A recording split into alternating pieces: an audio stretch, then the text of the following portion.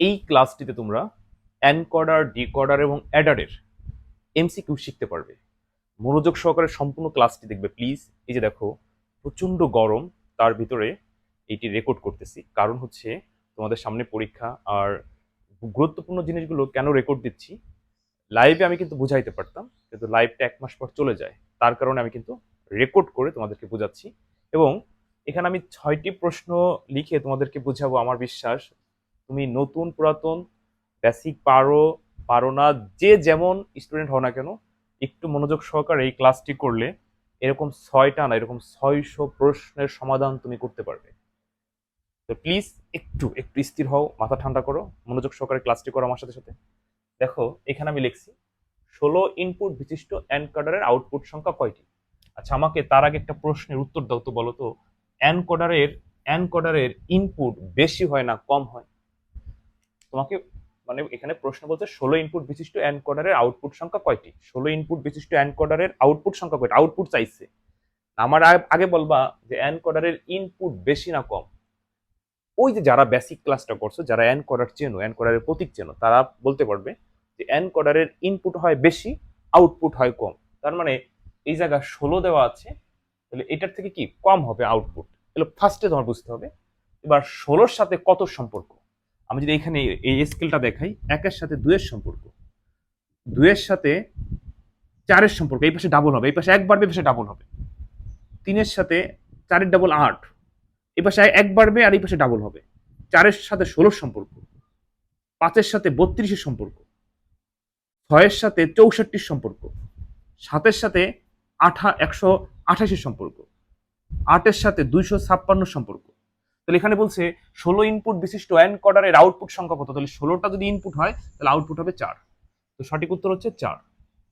এবার এইটা হলো, এই যে আমি এখানে যেটা লিখছি এটা হলো ডিকোডারের, মানে এই যে এই পার যদি তুমি ইনপুট ধরো, এই পার যদি আউটপুট ধরো, অর্থাৎ ইনপুট কম আউটপুট বেশি, এটা হলো ডিকোডার।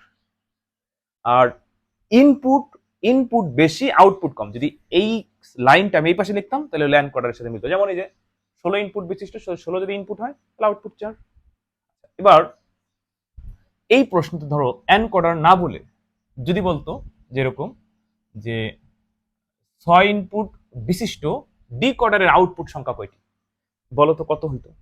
একটু মাথা কাটাও তো, কি বলছে কি, আবার আবার আবার 6 ইনপুট বিশিষ্ট 6 ইনপুট বিশিষ্ট ডিকোডারের আউটপুট সংখ্যা কয়টি।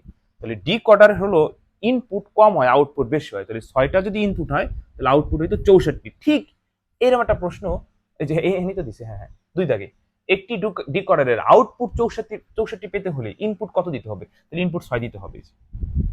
এখন এই জায়গায় আমি 2টা প্রশ্ন তোমাদেরকে আর কি দেখাইলাম, 2টা। তো এইরকম এরকম তোমাকে আমি 200 প্রশ্ন এখন দাঁড়ার উপর করতে পারি। কেমনে করতে পারি দেখো, আমি এখানে বললাম যে 4 ইনপুট বিশিষ্ট এনকোডারের আউটপুট সংখ্যা কয়টি, তাহলে এনকোডারের যদি 4টা হয় আউটপুট হবে 2টা। তো এইরকম সংখ্যা পরিবর্তন করে আমি তোর কত প্রশ্ন করতে পারবো, তুমি কয়টা মুখস্থ করো বলো তো? এই জন্য মুখস্থ করবে না, তুমি শুধু এই যে এই জিনিসগুলো বুঝবা যে এনকোডারের ইনপুট হয় বেশি আউটপুট হয় কম, ডিকোডারের ইনপুট কম আউটপুট বেশি, এই যে হলো ডিকোডার।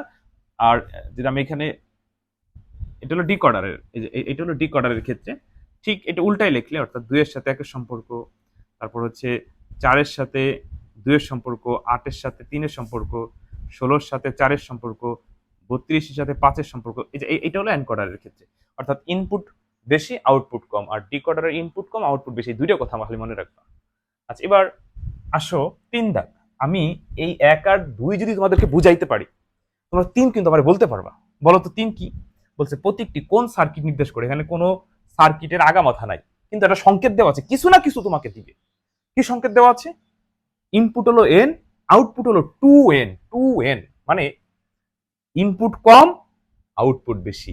তাহলে ইনপুট কম আউটপুট বেশি, ইনপুট কম আউটপুট বেশি, কি বলো তো? ডিকোডার। এবার তুমি এটা মুখস্থ করলা, এটা মুখস্থ করলা, তোমাকে এই 2 এই ওইখানে না দিয়ে এখানে দিছে, মুখস্থ শেষ। তাহলে এইবার কি সংকেত হয়? 2-র উপর এন, এন মানে এবার হলো ইনপুট বেশি আউটপুট কম, এইবার হয়তো এনকোডার, এবার হয়তো কি এনকোডার। আবার যদি তোমাকে এরকম দিত যে ইনপুট আউটপুট লাইন সমান, মানে ইনপুটও যা আউটপুটও তা, ধরো 2 2, তাহলে কোনটা হইতো? তাহলে কিন্তু হাফ অ্যাডার হইতো। ওই যে half Eder input output line সমান থাকে। এরকম একটা প্রশ্ন আমি দেখছি যেবার টেস্ট পেপারে কোন কলেজ যেন করছে এরকম, যে কোন সার্কিটের ইনপুট আউটপুট লাইন সমান থাকে। তো অনেকেই তো জানে যে কোন সার্কিট বা নট গেটের হলো ইনপুট আউটপুট লাইন সমান থাকে, হাফ এডারও ইনপুট আউটপুট লাইন সমান থাকে। তাহলে এই প্রশ্নটি তোমাকে আমি 3 ভাবে করতে পারি। আমি বলতে পারি যে কোন কোন সার্কিটের ইনপুট আউটপুট লাইন সমান থাকে, ধরো নট গেট দিলাম, হাফ এডার দিলাম, নিচে ফুল এডার দিলাম, তাহলে ফুল এডারের সমান থাকে না, হাফ এডার আর নট গেট হয়ে উত্তর। আবার আলাদা আলাদা ভাবে করতে পারি। তাহলে এরকম ঘুরাই ঘুরাই তোমাদের অনেক প্রশ্ন করা যেতে পারে। আচ্ছা যাও, আশা করি এই এনকোডার ডিকোডার সংক্রান্ত যত প্রশ্ন আছে সব পারলা। এখানে ছিল এন আর এখানে ছিল হলো 2n, অর্থাৎ এরকম ছিল নি। তাহলে ইনপুট কম আউটপুট বেশি, তাহলে ইনপুট কম আউটপুট বেশি হলো ডিকোডার। সঠিক উত্তর হচ্ছে ডিকোডার। 3টা। এবার আসো ওই পাশে, অ্যাডার। অ্যাডার বলছে এস এর আউটপুট কত হবে। এটা কি আমাকে বলো। এটা হচ্ছে হাফ অ্যাডার। তাহলে হাফ অ্যাডার তৈরি হয়, আমি এইগুলো মুছে ফেলবো, এই পাঁচটা দরকার নাই, তাই না? বুঝাইছি না? প্লিজ একটু মনোযোগ সহকারে ক্লাসটি করো। হ্যাঁ, যখনই ক্লাস করবা তখন মনে করবা যে অফলাইনে স্যার বাসায় এসে তোমাকে পড়াচ্ছে। আসলে আমরা বুঝি যে এই ভিডিও ক্লাস আর যখন বাস্তবে পড়াই এটা অনেক পার্থক্য, কিন্তু সবাই তো আর আমার এলাকার মানুষ না যে তোমরা বাস্তবে এসে আমার ক্লাসগুলো করবা। তারপর আমার জায়গা থেকে বিশ্বাস করো, আমি আমার সর্বোচ্চটুকু দিয়ে তোমাদেরকে বোঝানোর চেষ্টা করি, শেখানোর চেষ্টা করি। এরপর যদি তোমরা আমাকে কমেন্টে বলো স্যার বুঝি নেই, মানে ওই কষ্ট রাখার জায়গা থাকে না। তো দেখো এই জায়গায় একটা হাফ এডার সার্কিট আছে। তাহলে হাফ এডার তৈরি হয় কিভাবে? এক্স অর গেট আর হচ্ছে এন্ড গেট মিলে। তাহলে এই যে এ, এই যে বি, এটা হলো এস, এটা হলো কি সি। তাহলে এস সমান সমান কি হবে? এ জর বি। তাহলে বলছে এস এর আউটপুট কত? তাহলে গ নাম্বার। আচ্ছা যদি তোমাকে এবার এখানে ধরো এই প্রশ্নটা তুমি মুখস্থ করলা যে এস এর আউটপুট কত হবে, এস এর আউটপুট কত হবে, এস এর আউটপুট হলো গ গ গ, পরীক্ষার হলে এখানে এস না দিয়ে দিল সি। তাহলে সির আউটপুট কি হবে? ওই যে and gate, and gate, and gate, and gate মানে এবি। তাহলে এবার খ হইতো অ্যান্সার, কিন্তু এখানে সি বলে না, এস বলছে। আবার এই প্রশ্নটি আমি একটা বোর্ডের প্রশ্ন আর কি তোমাদের প্র্যাকটিস করাচ্ছি। এই জায়গায় 5-এ এটা বলে নাই, মানে পরের প্রশ্নতে এটা বলে নাই, বলছিল যে উদ্দীপকটি তৈরি করতে কোন কোন গেট প্রয়োজন। তাহলে উদ্দীপকটা হলো হাফ এডার, তাহলে হাফ এডার তৈরি করতে কোন কোন গেট প্রয়োজন? এক্স অর গেট আর এন্ড গেট প্রয়োজন। বুঝতে পারছো? আচ্ছা 5-এ আসো। 5-এ বলছে সি সমান অন হবে কখন? সি সমান অন হবে কখন? আচ্ছা সি সমান অন হবে কখন? এখানে 4টা অপশন দেওয়া আছে।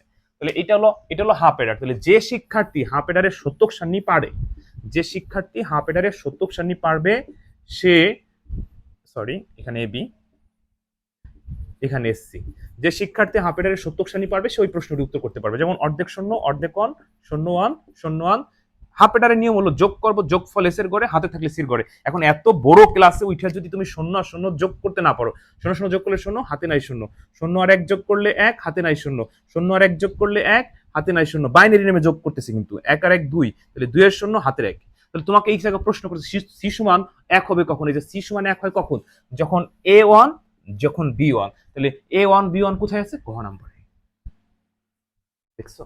আচ্ছা যদি এই জায়গায় বলতো যে এস সমান অন হবে কখন উদ্দীপকে, তাহলে এস সমান কিন্তু একবার না দুইবার অন হইতেছে। তাহলে এ শূন্য বি শূন্য, এ ওয়ান বি শূন্য। তাহলে এই প্রশ্নটা এরকম তোমার দিত না, ওই যে বহুপদীক দিত যে নিচের কোনটি কোনটি সঠিক। বুঝতে পারছো? তাহলে ঘুরায় ঘুরায় কত প্রশ্ন করা যায়, হতো কত করা যায়। আবার এরকম প্রশ্ন আসতে পারতো, আবার এরকম আসতে পারতো। এটা তো দরকার নেই, এটা তো বললাম উপরেটা মুছি। এরকম প্রশ্ন আসতে পারতো, দেখো এরকম আসতে পারতো যে এ সমান অন, বি সমান অন হলে সি সমান সমান কত? অপশন দেওয়া রইল ধরো। তাহলে ওই যে সেই আগের যে প্রশ্নটা বুঝাইলাম এই যে এটা দিয়ে, সেটাই কিন্তু এখানে দিছে। তো এ সমান অন, বি সমান অন হলে সি সমান কত? সি সমান অন। আর ওই জায়গা উল্টাই করছে যে সি সমান অন পেতে হলে কোনটা কোনটা হবে। বুঝতে হবে, বুঝতে হবে, বেসিক বেসিক বেসিক বুঝতে না পারলে আমি যত ভালো করে পড়াই তুমি বুঝবা না। ওই বেসিক ক্লাস ফাঁকি দিও না প্লিজ, তাহলে সৃজনশীল পারবে, এমসিকিউ পারবা। আচ্ছা 6টাকে আসো। 6 কি বলছে দেখো, ফুল অ্যাডারের ক্ষেত্রে এ সমান অন, বি সমান শূন্য, সি সমান অন হলে এস এস সমান কত? তাহলে এই জায়গা তোমার ফুল অ্যাডারের সত্যক সারণী সম্পর্কে আইডিয়া থাকতে হবে। এখন তুমি আমাকে বলতে পারো স্যার ফুল অ্যাডারের সত্যক সারণী তো 3 ইনপুটের, মানে 8টা ঘর, এটা তো অনেক সময় লাগবে, এরকম সত্যক সারণী করে আমরা বুঝবো। আর সত্যক সারণী কইরে করা লাগবে কেন? এটা দেখলে যে আগেরটা যেমন দেখলে বোঝা যায় যে এন্ড গেটে কখন অন হয়, দুইবার। তাহলে এইটাও এরকম ফুল অ্যাডার হলো 3 বিটের সাথে যোগ করে, তাহলে এর মান দেওয়া আছে 1, বির মান দেওয়া আছে 0, সির মান দেওয়া আছে 1, তাহলে তিনটা আমরা যোগ করব। এস এর বলছে এস হলো যোগফল, সি হলো ক্যারি থাকলে, তাহলে 1 আর 1 2 এর 0, হাতের 1, তাহলে এস সমান সমান 0। তাহলে ফুল অ্যাডারের ক্ষেত্রে এস সমান 1, বি সমান 0, সি সমান 1 হলে এস সমান সমান 0 হবে। এবার আসো এই জায়গায় এ সমান 1, বি সমান 0, সি সমান 1 এইরকম না দিয়ে আমি এর মতো দিতে পারতাম যে বি সমান 1, তাহলে কি হবে, তাহলে অনৈক। তাহলে এই জায়গা যে মানটা তোমরা দেখতে পাচ্ছ, এই জায়গা যে মানটা দেখতে পাচ্ছ, এই মানটা আমি 8 বার ঘুরাইতে পারি। মানে এই প্রশ্নের কোথাও হাত দিব না, এই প্রশ্নের কোথাও কোনো জায়গায় হাত দিব না, কিন্তু এই জায়গায় আমি 8 বার ঘুরাই ঘুরাই ঘুরাই ঘুরাই তোমার প্রশ্ন করতে পারি। তুমি কি এখন 8টি প্রশ্ন মুখস্থ করবে? নো। তোমার শুধু জানতে হবে যে ফুল অ্যাডার 3 বিটের সাথে যোগ করে যোগফল এস এর ঘরে, হাতে থাকলে সির ঘরে। তোমার শুধু জানতে হবে হাফ অ্যাডার 2 বিটের সাথে যোগ করে যোগফল এস এর ঘরে, হাতে থাকলে সির ঘরে। মানে হাফ অ্যাডার ফুল অ্যাডারের সত্যক সারণী শিখতে হবে। তাহলে আমি কত প্রশ্ন তোমাকে সাজেশন দিব, কত প্রশ্ন মুখস্থ করাবো? আইসিটি প্রশ্ন হুবহু আসে না, প্লিজ, হুবহু আসে না, কিন্তু যে বেসিক জানে, যে এইগুলো ক্যাচ করতে পারবে, ধরতে পারবে, হুবহু না আসলেও সে পারবে। তো ঠিক আছে, এই ক্লাসগুলো মনোযোগ সহকারে করো। আর আমি যখন যা দেই, যখন যে ক্লাসগুলো দেয় এটা ফলো করি, আমি যখন যে পড়াটা দিই, আমি আমার মাথায় আছে যে তোমাদের কিভাবে পড়াইলে তোমরা ভালো করবে।